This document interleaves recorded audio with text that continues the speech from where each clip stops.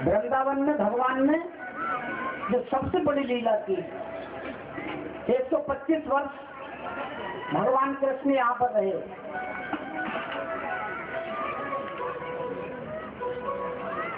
एक 125 वर्ष के बाद में भगवान ने प्रस्थान किया देवलोक में गोलोक धाम के लिए।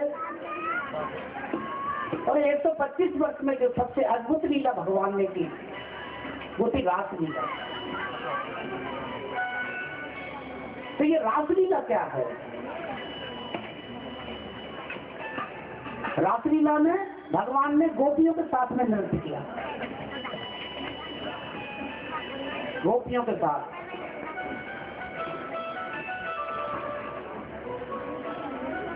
और भगवान ने, अब देखिए, भगवान जिसके साथ में नृत्य कर रहा है,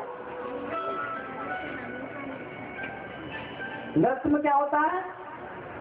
गोपी ने भगवान का हाथ पकड़ लिया,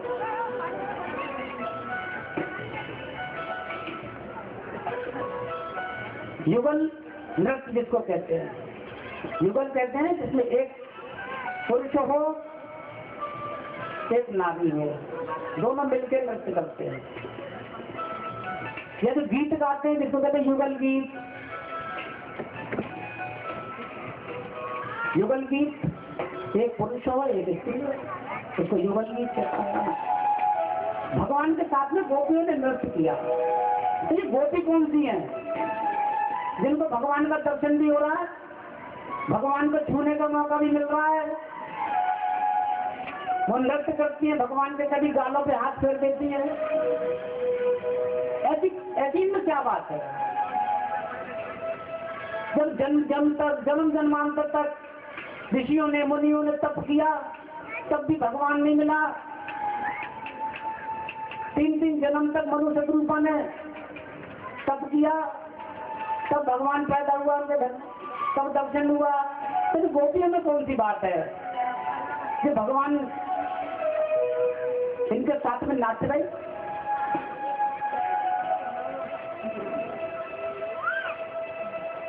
बस यही जरूरी है भागवत में, यही पहचानना है आपको कि ईश्वर के जो नजदीक है,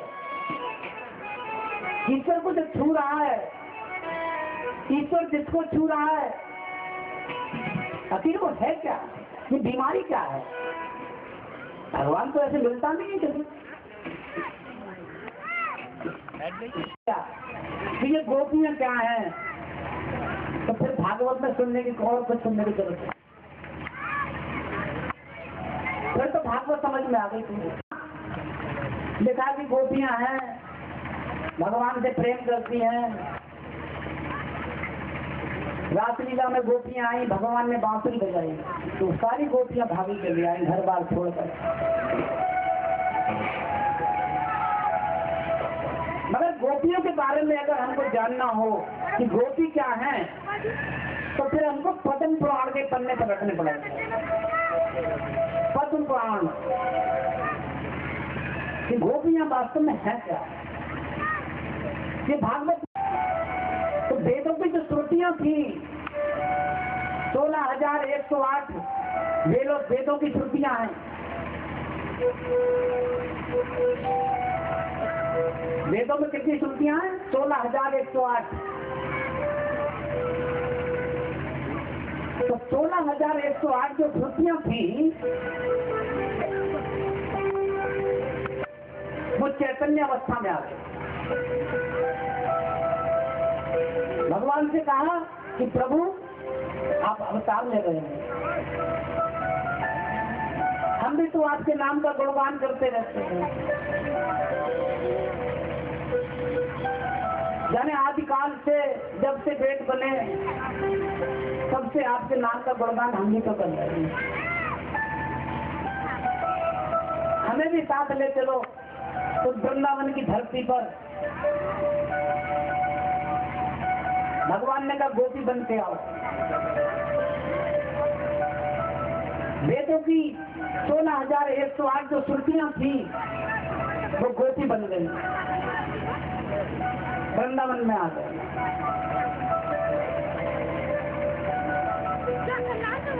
त्रेता युग में जब भगवान राम ने अवतार लिया, जनकपुरी गए, तो जनकपुरी की जो नारियां थी, जनकपुरी के जो पुरुष थे, जो भगवान को देखकर मोहित हो गए, ऐसा सुंदर हमको भी चाहिए, हम इसको छू लें। किसी ने कहा हमें छूने को ही मिल जाए, किसी ने कहा वो तो घर के सामने से निकल गया, हम तो ढंग से देख भी नहीं पाए, एक झलक देख पाए थे, फिर कैसे देखेंगे अब इसको। जिसने ढंग से देखा तो वो रात भर सोती नहीं थी माता, सोती थी तो भगवान आ जाते थे सपने में। उनको ऐसा लगा कि आज भगवान निकल गए, अब जीवन बेकार हो गया।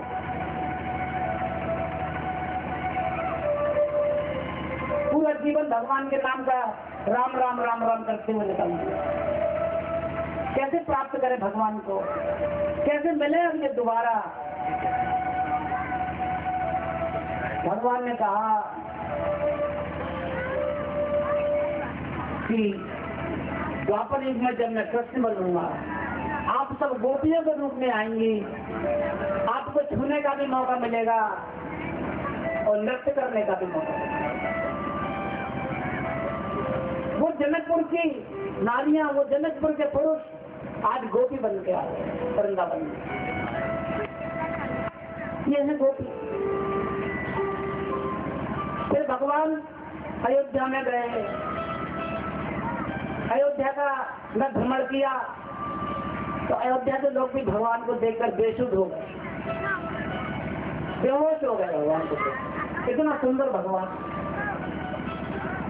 कल्पना में भी की जा सकती कि भगवान कितना सुंदर है।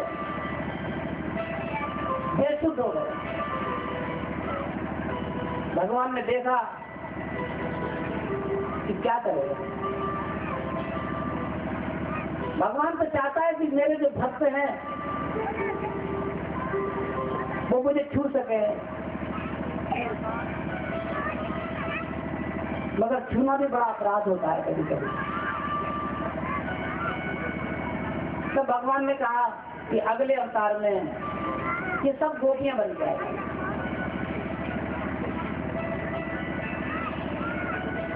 वनवास हो गया तो दंडकारण्य वन में गए, 12 वर्ष तक चित्रकूट में रहे। तो चित्रकूट से जब प्रस्थान किया तो चित्रकूट के नासिक के बीच में दंडकारण्य वन है। जब अगर कोई गया हो तो चित्रकूट में सती अनसुईया का आश्रम है, वहां से एक रास्ता जंगल में होकर जाता है नासिक की तरफ। वो दंडकारण्य वन है पूरा। हम गए, हमने दर्शन किया है। वहाँ अनेक ऋषि मुनि, हजारों ऋषि मुनि तप कर रहे थे, हजारों वर्षों से भगवान का दर्शन करने के लिए। तो कैसे भी भगवान हमको मिले, इसीलिए भगवान उस रास्ते में से होके गए कि ऋषि मुनियों को दर्शन देना था। भगवान आगे आगे हैं, बीच में सीता जी हैं, पीछे लक्ष्मण जी हैं।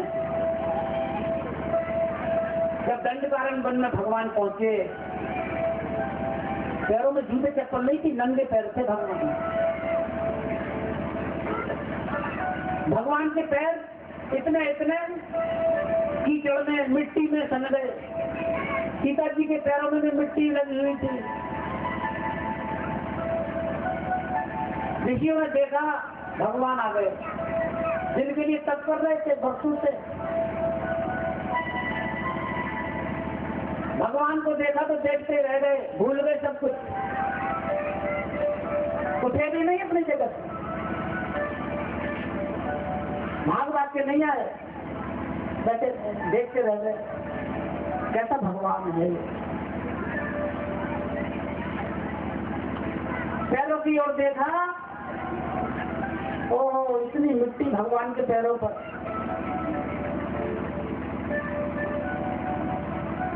ऋषियों ने कहा कि हे मिट्टी, हे माटी, तू कितनी भाग्यशाली है। कि भगवान के पैरों से लिपट रहे, भगवान तुझे अपने साथ में लेके चल रहा है। हम तो बेकार को ऋषि मुनि बने, हम तो माटी बन जाते तो तेरे पैरों से तो लिपट जाते कब से। ऋषि मुनियों की दशा, ऋषि मुनियों का विचार, भगवान का दर्शन, तो विचार का दर्शन होता है। आप मन में जो विचार करते हैं ईश्वर उसका दर्शन करते हैं। यही तो ईश्वर की बात है, यही गुरुजनों की बात है। जो सदगुरु होते हैं, आपके पिल्ला को सदगुरु 1000 किलोमीटर दूर से नहीं पता लग जाता है कि मेरे शिष्य को पिल्ला हो, तो इसका निराकरण करने का काम गुरु का है। ये सदगुरु की बात होती है। तो भगवान की कितनी बड़ी बात है। ऋषि मुनियों ने कहा हम तो मिट्टी बन जाते तो ठीक थे, पैरों में लिपट जाते भगवान के, सीता के, लक्ष्मण जी के। भगवान ने कहा कि अब द्वापर युग में जब कृष्ण के रूप में अवतार दूंगा तो वृंदावन की मिट्टी बन जाना, उसको खूब गाय चराऊंगा, घूमूंगा, फिरूंगा। तो दंडकारण्य वन में जो महात्मा थे वो आज ब्रज के अंदर ब्रज की माटी बन गए। जब अवतार हुआ तो ब्रज की माटी बन गए वो, तो भगवान हमारे ऊपर चले, अब पैरों पे लिपटेंगे वो। सारे साधु संत जो जन्म जन्मांतों से तप कर रहे थे वो ब्रज की रज बन गए। भगवान ने एक बार मिट्टी खाई,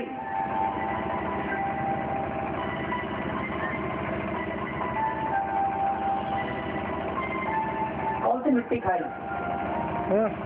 मिट्टी का रहस्य बताते हैं आप।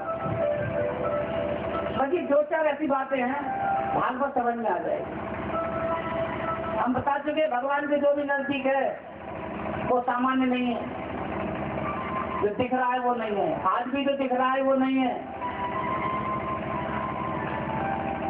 भगवान ने मिट्टी उठाई, भगवान मिट्टी में खेल रहे हैं। उन्हें पता है सब साधु संत है जो जन्मों से तप कर रहे थे, ब्रज की मिट्टी बन गए हैं, उसी पे चल रहे हैं। ब्रज की माटी में आज भी ये विशेषता है। बहुत से लोग ब्रज में जाते हैं तो वहाँ की माटी ले जाते हैं, बंगाल के लोग जो आते हैं वहाँ की माटी ले जाते हैं और उस माटी को अपने मंदिर में रखते हैं और उस माटी की ही पूजा करते हैं। बंगाल के लोग आते हैं। भगवान ने माटी खाई, कौन सी खाई? भगवान जब माटी पर घूम रहे थे, खेल रहे थे, क्योंकि वो सारे साधु संत थे, तो अचानक भगवान की दृष्टि एक माटी पर पड़ी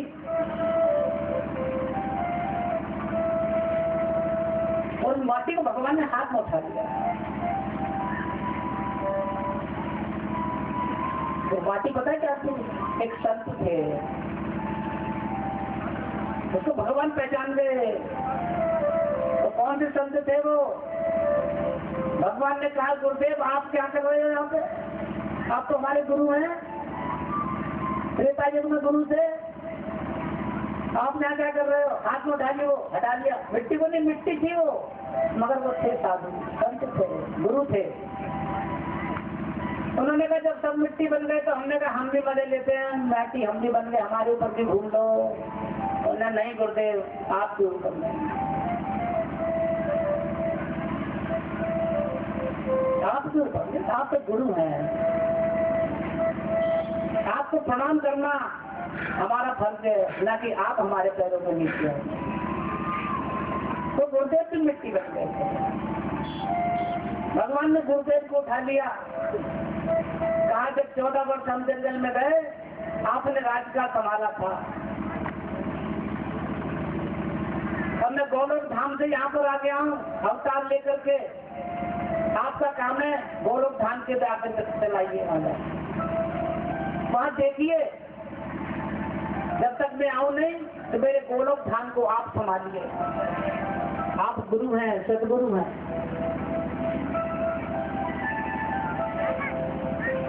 संत ने कहा कि तो गोलोक धाम कैसे जाऊं? उन्होंने कहा कि भेजते हैं।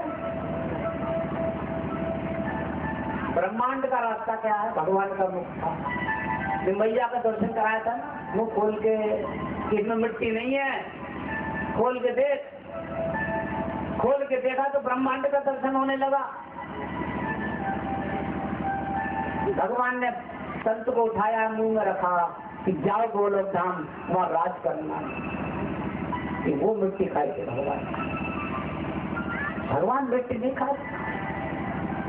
जो सदगुरु वहां पर मौजूद मिले, उनको हाथ में उठाया, मुंह में रखा, गोलोक धाम भेजा कि जब तक मैं नहीं आऊं आप राजा हैं वहां के। आपने 14 वर्ष वहां भी तो, जब हम जंगल में थे तब भी तो किया। ये वो माटी थी, ये सामान्य माटी नहीं थी जो भगवान ने खा ली। भगवान जिस माटी पर चल रहा है वो भी सामान्य नहीं है, और जिन गोपियों के साथ में नृत्य कर रहा है वो भी सामान्य नहीं है। मधुम पुराण को उठाएंगे, मिलेगा कि है क्या। भगवान राम ने जब सीता जी का त्याग कर दिया,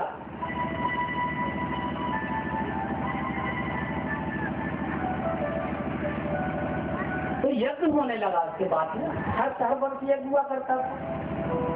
तो यज्ञ का जब आयोजन किया गया, आचार्यों ने कहा अपनी पत्नी को बुलाओ। भगवान ने कहा पत्नी तो है नहीं, पत्नी तो जंगल में है, विश्वामित्र जी के आश्रम में, उसका त्याग हो चुका है। आचार्यों ने कहा अगर पत्नी का त्याग हो चुका है तो आपको यज्ञ करने का कोई अधिकार नहीं, अधिकारी नहीं है आपको। बिना पत्नी का यज्ञ नहीं हो सकता,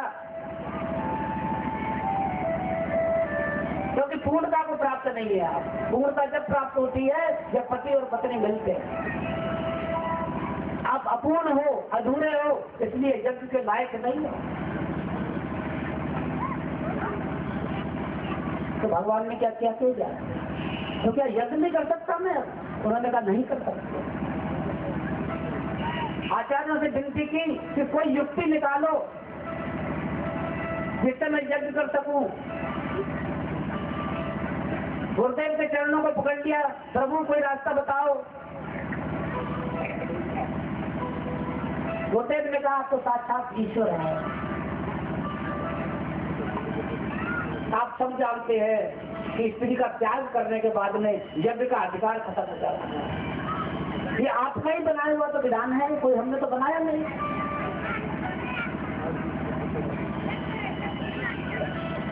स्त्री का त्याग करने के बाद में पूजा पाठ, व्रत, योग, यज्ञ, जप, तप सब खत्म। स्त्री का जिसने त्याग कर दिया उसकी पूजा भगवान स्वीकार नहीं करता।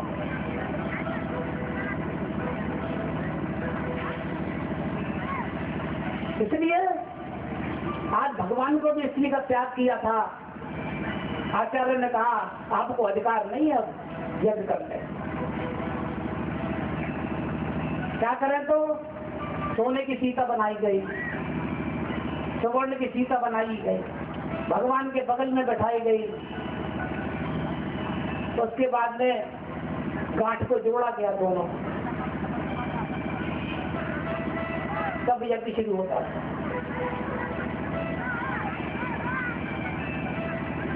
तब यज्ञ शुरू होता है। अनेकों यज्ञ हुए, हजारों यज्ञ हुए। सोने की सीता बनाई जाती थी, भगवान के साथ में उसकी गांठ जोड़ दी जाती थी, तब यज्ञ होता था। बहुत सी सुवर्ण की सीताएं जमा हो गई, इकट्ठी हो गई। भगवान का जब महाप्रस्थान हुआ, वैकुंठ लोक को भगवान जाने लगे,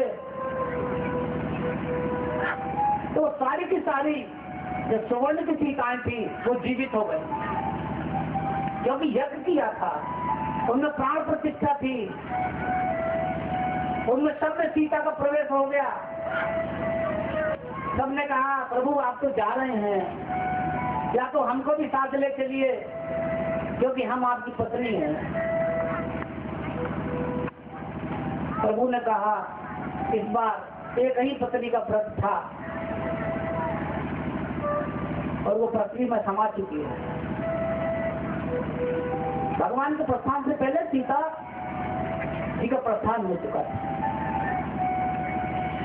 इसलिए जितनी भी सुवर्ण की ये सीताएं हैं, अगले जन्म में जब मैं अवतार लूंगा, आप सब गोपी बनोगी, गोपी बन के आना, सब साथ में नृत्य करेंगे। ये है गोपियां। गोपियां कोई सामान्य नहीं है, यज्ञ पत्नियां ये गोपियां।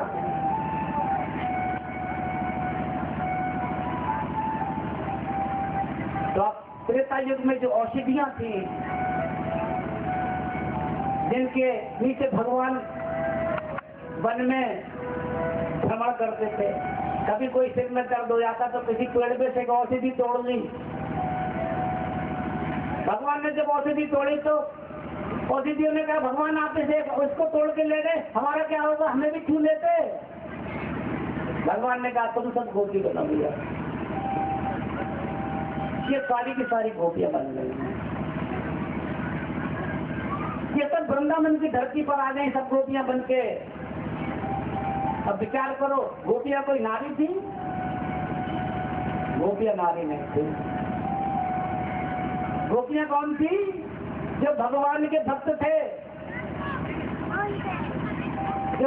जो आचार्य, जो ऋषि मुनि तक कर रहे थे, और बाकी हमने बता दी ये सब गोपियां थी। हम सब भागवत कथा सुन रहे हैं, या पुरुष भी हैं, नारियां भी हैं, मगर जब हम सुन रहे हैं तो हम कोई न पुरुष है न नारी है, हम सब गोपियां हैं, हम सब गोपी हैं। मीरा जी एक बार वृंदावन में आई, एक बाबा थे, श्री जी बाबा, महात्मा थे, वृंदावन के सबसे बड़े महात्मा। लोग उनका दर्शन करने जाया करते थे। मीरा जी ने दर्शन की अभिलाषा की, उनके एक व्यक्ति से कहा कि हम दर्शन करना चाहते हैं श्री जी बाबा का। उन्होंने कहा हम पूछ के आते हैं। श्री जी बाबा ने कहा मैं स्त्रियों से नहीं मिलता,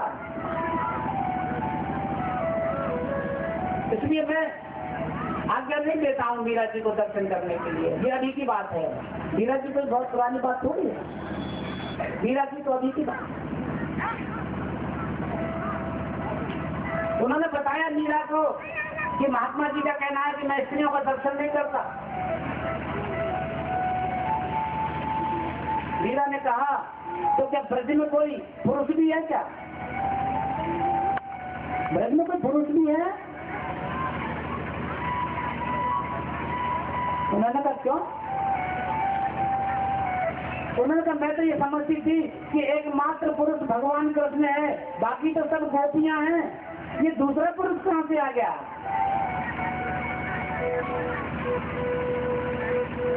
उसको जाकर के श्री जी बाबा को बताई कि मीरा ने कहा ये दूसरे पुरुष कहां से पैदा हो गया? पुरुष तो एक ही है, भगवान कृष्ण, बाकी तो सब गोपियां हैं। श्री जी बाबा ने कहा उसको तुरंत लाइए, मैं उसको चरण स्पर्श करना चाहता हूँ, मैं उसको गुरु के रूप में स्वीकार करना चाहता हूँ कि आज उसने सही बात बताई। खाना खिलाते हैं लोगों को, अरे आगे क्या थी ये बात अलग जाकर बुलाते।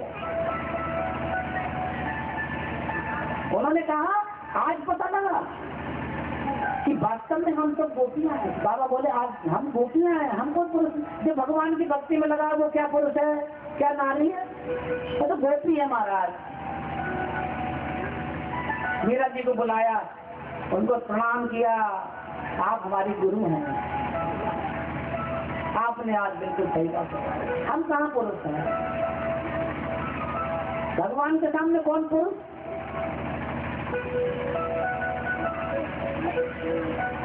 महाराज शुरू हुए। महाराज क्या है? अंश का जीव से मिलन, अंशी का जीव। अंशी कौन है? परमात्मा जिसके हम अंश हैं।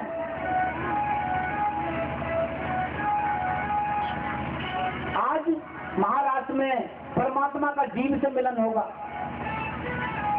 अंशी का अंश से मिलन होगा, परम पिता का अपने पुत्र से मिलन होगा, अपनी संतान से मिलन होता है।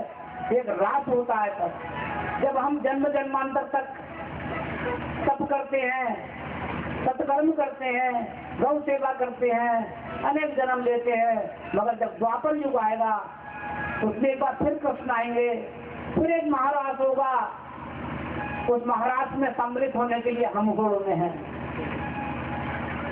हम भी भाग रहे हैं उसी महाराज में भाग लेने के लिए कि हमारा इतना तप हो जाए, इतना जप हो जाए, इतनी कथा हम लोगों को सुनाएंगी, उसमें से भी कुछ महाराज में शामिल हो जाए। महाराज एक बार होता है जब जितने जीवों में से जो जितने भी भगवान के भक्त जगत में होते हैं वो महाराज में शामिल होते हैं, उस दिन भगवान से आमना सामना होता है। भगवान ने बंसी बजाई तो सारी गोपियां भागी चली आई। अब गोपियों के बारे में तो कोई आपको कोई शक नहीं, गोपियां कोई स्त्री नहीं है। बंसी बजाई और ऐसी बांसुरी बजाई कि पूरा ब्रह्मांड शून्य हो गया। सोचिए कि भगवान बांसुरी बजाता होगा तो कैसा क्या होता है। भगवान ने ऐसी बांसुरी बजाई कि पूरा ब्रह्मांड शून्य हो गया, पूरा ब्रह्मांड। जो जीव था वो ईश्वर को मिलने के लिए लालायित हो गया, भागने लगा जीव ईश्वर की ओर, क्योंकि अब महाराज होगा। हजारों करोड़ों वर्षों की तपस्या का आज फल मिलने वाला है।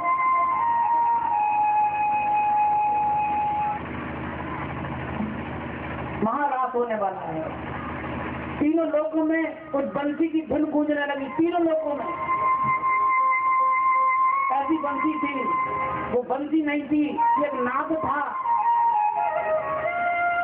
जो परम ब्रह्म से मिलने के लिए जिसने बेचैन कर दिया। बंसी नहीं थी वो आवाज थी, एक नाद था जिसने बेचैन कर दिया जीवों को, जिन्होंने सत्कर्म किया था कि आज ईश्वर से मिलन होने वाला है, जिसकी प्रतीक्षा थी वर्षों वर्षों से, हजारों वर्षों से कि आज ईश्वर से मिलन होने वाला है। और जैसे ही नाद बजा वो जीव भागने लगा भगवान की तरफ। और तो और भगवान कृष्ण भी भागे, भगवान शिव भी भागे कैलाश छोड़कर। पार्वती ने पकड़ा, कहाँ जा रहे हो, कहाँ जा रहे हो, उसे को छोड़ो। नाद बच चुका है, परम ब्रह्म खींच रहा है, आज परम ब्रह्म से मिलन है। पार्वती ने कहा आप भी तो ब्रह्म है, आप क्यों भाग रहे हो, वहां तो गोपियों का है। भगवान ने कहा मुझे नहीं लग रहा गोपियों का है, किसका है। पर ये नाद में इतनी ताकत है जिससे बांसुरी की आवाज बज रही है। ये जीव खींच रहा है, भगवान भाग रहा है। भगवान भी भागने लगे, भगवान से पार्वती खींचने लगे। बहुत समझाया तुम मत जाओ। शिव ने कहा मेरा आराध्य का नाद बज रहा है, अब नहीं रुक सकते। वृंदावन पहुंचे, प्रवेश करने लगे, रोक दिया। गोपियों का प्रवेश है इसमें, किसी और का नहीं। आप गोपी नहीं है। भगवान शिव ने कहा तो मुझे भी गोपी बनाओ, मुझे रात में जरूर जाना है। ये नाद बज रहा है ना, अब मेरी समझ में कुछ आ नहीं था। भगवान को भी गोपी बना दिया। भगवान को धोती पहनाई गई, साड़ी पहनाई गई, आंखों में काजल लगाया गया, बिंदी लगाई गई, पूरे शरीर पर साड़ी लपेट दी गई। तब भगवान को प्रवेश मिला, भगवान से उस रात में। ये ऐसा रास्ता, वहां नृत्य हो गया शुरू। भगवान के करोड़ों रूप हो गए, करोड़ों गोपियां थी। हर गोपी के साथ में भगवान, हर गोपी के साथ में ईश्वर,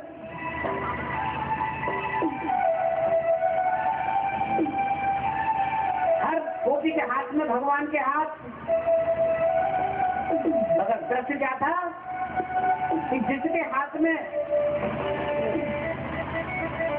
भगवान का हाथ था उसको जो बाकी गोपियां दिख रही थी वो दिख रही थी इनके पास नहीं है, खाली मेरे पास नहीं।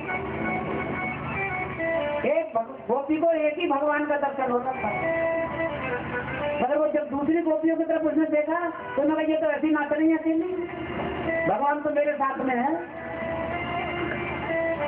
और हर गोपी की मनोदशा यही थी, हर गोपी को अपना वाला दिख रहा था जो नाच रहा था, बाकी दिख रही थी ये गोपियां तो वैसे ही नाच रही हमारे साथ नहीं। ये भगवान की लीला थी। आगे क्या हुआ वो तो बताएंगे, मगर भगवान ने जब देखा कि ये लंबी सी गोपी कौन है, ये छोटी छोटी तो सर सब दिख रहे हैं, ये लंबी वाली कौन आ गई, तो भी जटा थी भगवान के सिर, शंकर के सिर पर साड़ी लिपटी हुई ऐसी लंबी।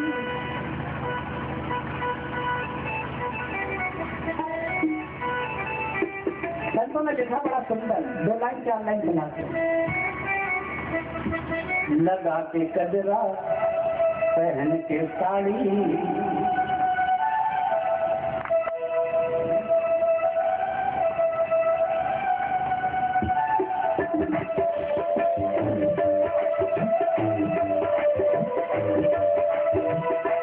लगा के कजरा पहन के साड़ी, जान चले मतवाली आ गए।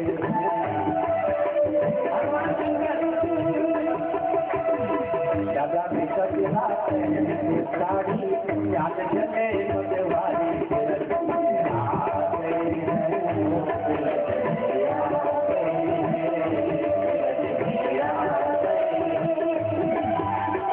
पार्वती ने भी समझाया ना माने ससुराली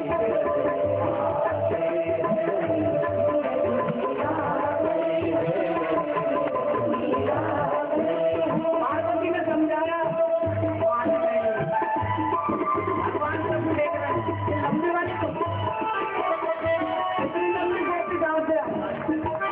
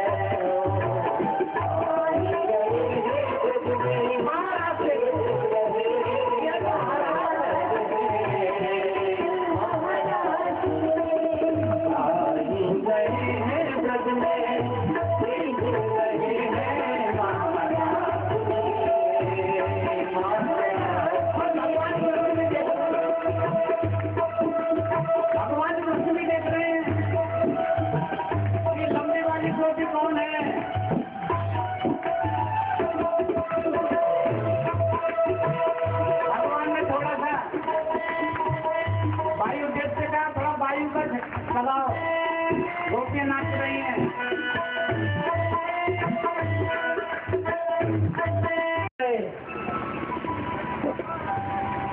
तुम्हें बता दूंगा कि भाई कंस ने भेजा है, मैं अपनी नौकरी कर रहा हूँ, मगर भेजा इसलिए तुझे मरवाने के लिए। असुर जी मन ही मन में बड़े प्रसन्न है कि आज मुझे भगवान का दर्शन है। सोच रहे हैं क्या भगवान का जब मैं दर्शन करूंगा तो क्या वो मुझे चाहता है?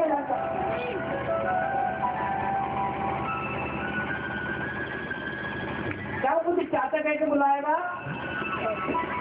और उसने मुझसे अगर चाहता कह के बुलाया फिर नहीं छुपाऊंगा, फिर तो बता। अक्रूर जी पहुंचे, भगवान कृष्ण तो गायों के साथ में गाय चढ़ाकर आ रहे थे। गौ भूरी जिसको कहते हैं ना, भूल होती है जब गाय करके आती है ऊपर, गाय की भूल जमाती भगवान के ऊपर। अक्रूर जी रथ में चले आ गए। भगवान कृष्ण ने देखा, पहचान लिया। भगवान ने इसलिए पहचान लिया, बच्चा क्या है। भगवान दौड़ के आए, चाचा जी लिपट गए। अक्रूर जी रोने लगे, गोद में उठा लिया, बताया कि तुझे बुलाया है, लेने आया हूँ। चले कि कल चाचा जी नहा धो के, हम तो तैयार है मथुरा जाने के लिए। अक्रूर ने कहा तुम्हें मारने के लिए तैयारी हो रही हो, इसलिए भेजा है। भगवान ने कहा इसी मौके की तलाश में तो मैं घूम रहा हूँ। सुबह नहा धो के चलेंगे, प्रतियोगिता में भाग लेंगे। सुबह तैयारी होने लगी और जैसे जैसे यशोदा मैया की दृष्टि भगवान की तैयारी में पड़ी, नंद बाबा की दृष्टि पड़ी, यशोदा मैया रो रही। भगवान ने बहुत समझाया कि मैं मथुरा जा रहा हूँ। मैया ने कहा मैं भी तेरी माता हूँ, मैंने भी तुझे इतने वर्ष पाला है, मैं भी जानती हूँ जब तू जा रहा है तो लौट के नहीं आएगा। अब तू लौटेगा नहीं, मैं जानती हूँ। भगवान ने कहा नहीं मैं लौटूंगा मैया। मैया ने कहा मैं मुझे पता है तू लौटेगा नहीं।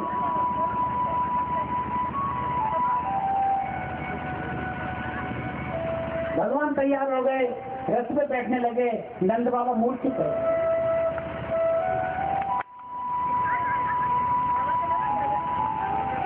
भगवान ने बहुत उठाया, पानी पिलाया, कहा बाबा क्यों परेशान है?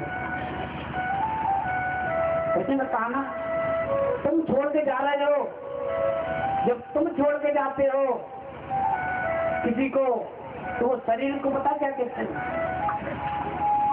मुर्दा कहते थे शरीर। जब तुम निकल जाते हो, अब हम नंद बाबा नहीं, हम तो सब हैं। अब हमारा सब यहाँ पर रहेगा।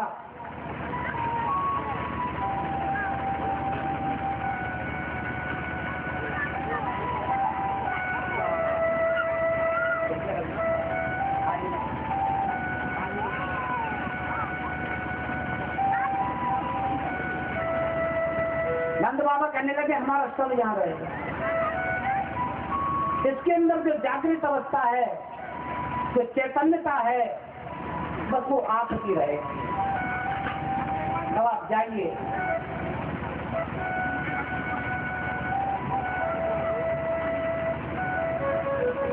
भगवान जैसे रथ से सवार हुए, मैया ने आगे जाके रथ को रोक लिया।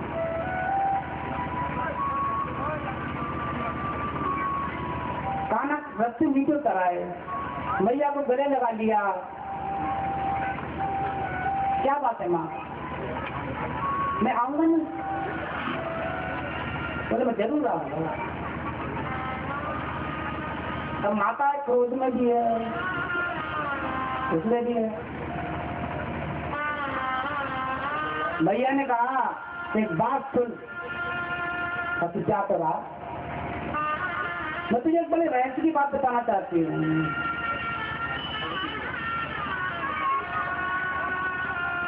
भैया के मन में यह थे कि आज मैं ते बता दूं कि मैं तेरी माँ नहीं।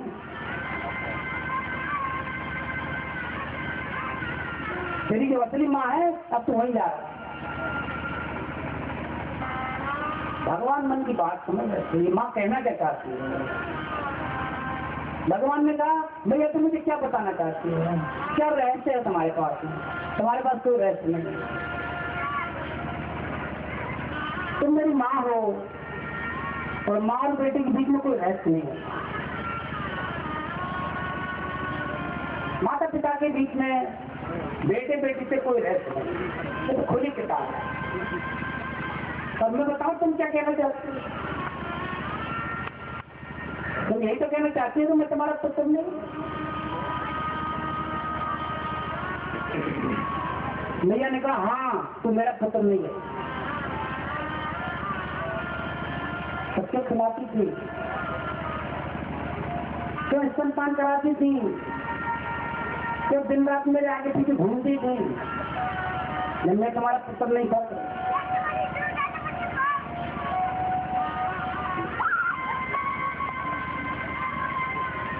उसने कहा, भगवान ने कहा भैया जब तक ये जगत रहेगा, जब तक ये जगत रहेगा, ये जगत मुझे यशोदा मैया के पुत्र के रूप में ही जाना चाहिए। लोग तुझे यशोदा मैया कहेंगे, मैं कभी देवकी का लाल नहीं कह पाऊंगा। लोग मुझे हमेशा यशोदा मैया के लाल के रूप में जानेंगे। तेरा नाम है।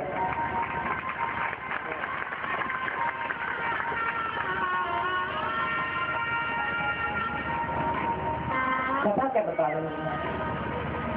कथा ये बता रही है कि जो माँ जन्म देती है वही माँ नहीं होती। जो माँ नहीं होती जो जन्म देती है। जन्म देने वाली माँ नहीं होती। जो माँ बच्चे का पोषण करती है, बच्चे को पालती हैं, पोषती हैं, बड़ा करती हैं, वही माँ होती है। हम अपने बच्चों को अगर पाल नहीं पाए, हम अपने बच्चों का अगर पोषण नहीं कर पाए, हम अपने बच्चों को सही शिक्षा नहीं दे पाए, तो हमको माँ बाप कहलाने का कोई अधिकार नहीं। हमारा बच्चा बिगड़ गया, क्यों बिगड़ा? क्योंकि आप उसको सही दिशा नहीं दे पाए। तो बच्चा था, तो क्या जानता था? कहीं ना कहीं आपकी लापरवाही जरूर रही होगी।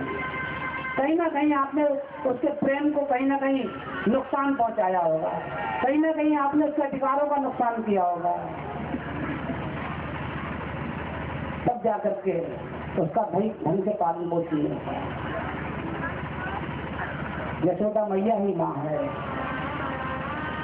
भगवान चल दिए, मथुरा पहुंचे। कथा सबको मालूम है। मथुरा में गए तो प्रतियोगिता में गए, कंस को उठाया, फेंक दिया और कंस मारा गया। अपने माता पिता को छुड़ाया। माता पिता को छुड़ाने के बाद में भगवान मथुरा पर का राजपाल देखते रहे। राजा नहीं बने, राजपाल देखते रहे। बहुत समय हो गया। भगवान जब भी एकांत में बैठते थे, राजा नहीं बने। भगवान कहते थे राजा बनना कोई जरूरी नहीं है, क्योंकि राजा बनते ही सब कुछ छूट जाएगा जो काम मैं करने के लिए आया हूँ। राजा बने। एक दिन याद आई इनको अपने सखाओं की, माता यशोदा की, नंद बाबा की। अपने प्रिय शिष्य उद्धव जी को बुलाया। कहने लगे कि उद्धव जी तुम जाओ, जरा देखो जाकर, मुझसे पत्र ले जाओ, गोपियों को देना, वहाँ राधा रानी को देना। मैं आऊंगा, एक दिन जरूर आऊंगा। उन्होंने पत्र लिखा, उद्धव जी को दिया कि आप जाइए।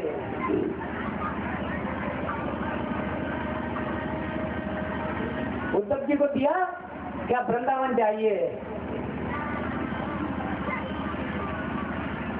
ये मेरा पत्र ले जाइए।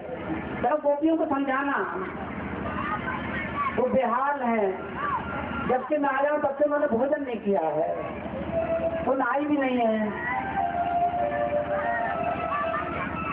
उद्धव जी भगवान का पत्र लेके वृंदावन गए तो वहां देखा कि गोपियों को क्या हो, वो गोपियां जो फूल के समान 16 श्रृंगार करके प्रतिदिन रहा करती थी, आज उन गोपियों के शरीर पर कुछ नहीं।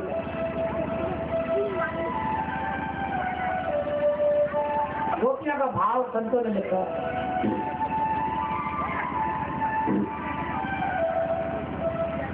हे गिरधारी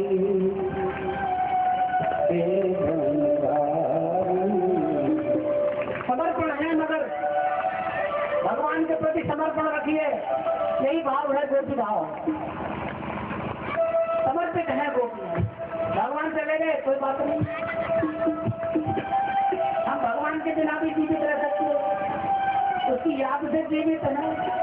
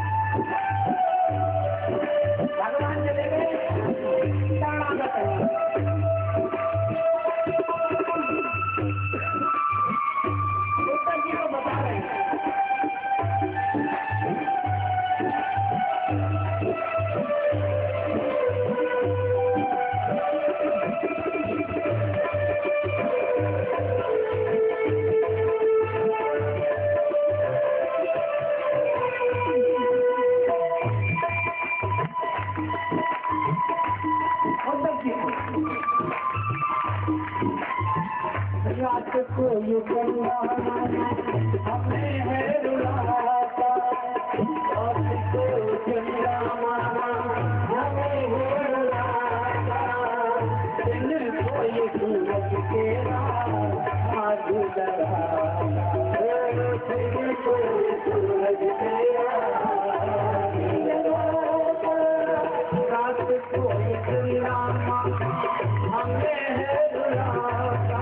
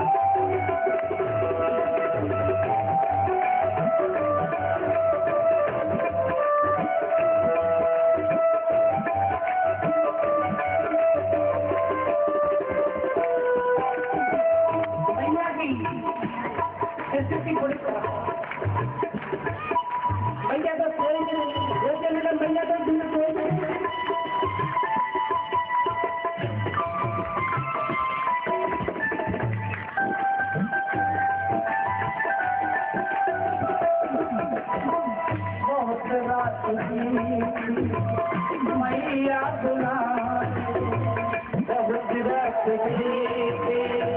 मैया बुलाए, किसको सुनाए किसको लोभी सुनाए, किसको बुलाए किसको लोभी सुनाए, हमारे लिए नहीं तो मैया बहुत रात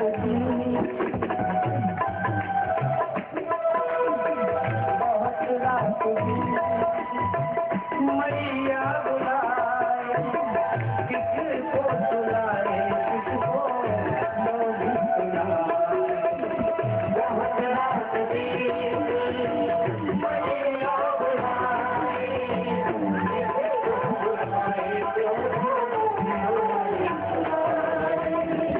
अब तो आ जाओ